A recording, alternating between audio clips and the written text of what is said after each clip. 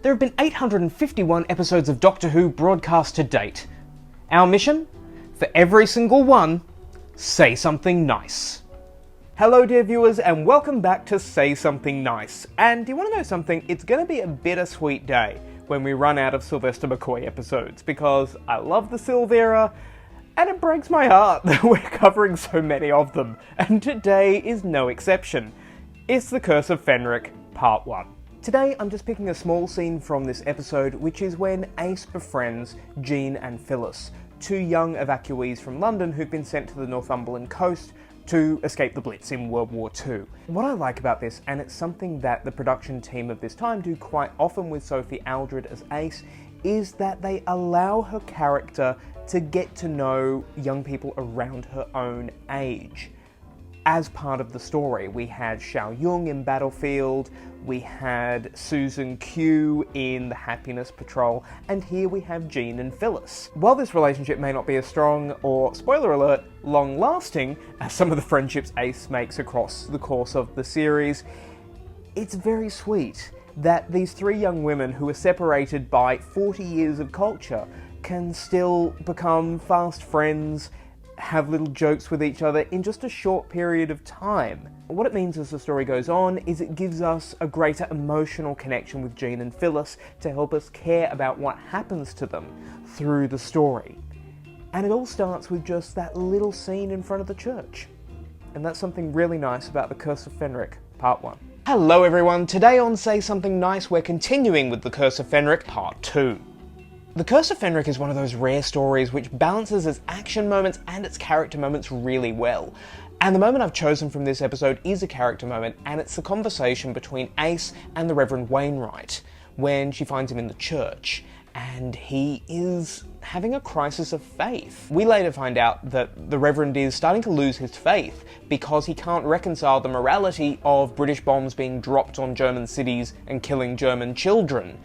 And he wonders if the whole world is going to be destroyed by this war. And Ace just tells him to have faith in her. Now, she doesn't tell him about the future, she doesn't tell him that she's from a Britain in the future where there is peace with Germany.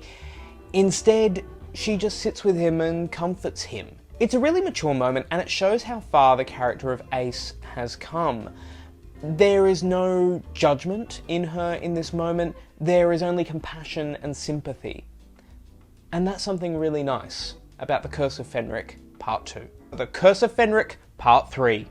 Much like Battlefield, the Curse of Fenric had a lot of material cut out of it to make its broadcast time slot. There have been numerous extended editions over the years, but one scene that's common to all of them and is in Part 3 of the broadcast version is the scene where the Haemovores attack the church and the Doctor has to repel them using faith. Now, I know this is a scene that a lot of people are going to point to from this episode, and depending on the version of the story you watch, in the sound mix, it's more or less obvious what's happening. But what I love about this episode is when the Doctor has to call upon something he has faith in, he lists companions under his breath. It's really great. Some of the names are from the 60s, some are from the 70s, some are from more recent companions as well. And it's great that no attention is drawn to it. No one says to the Doctor, who were those names you were saying? So it's something we, as longtime fans, know. And for a more casual viewer, who may have only come to Doctor Who with Sylvester McCoy and Sophie Aldred, they're wondering, oh, what was that he was saying? It's one of those continuity nods that only adds things but doesn't alienate people who don't understand what those words mean. And that's something really nice about the Curse of Fenric Part 3. The Curse of Fenric Part 4. Now, the moment I'm going to choose from this episode, it's probably really obvious to everyone out there, but it's the moment where Verschinnen and Captain Bates choose to help one another rather than continue fighting each other. This whole situation has been engineered by Fenric to pit humanity against itself to the point where it destroys itself on a massive planetary scale. But this argument is also being carried out in very small ways, just between people.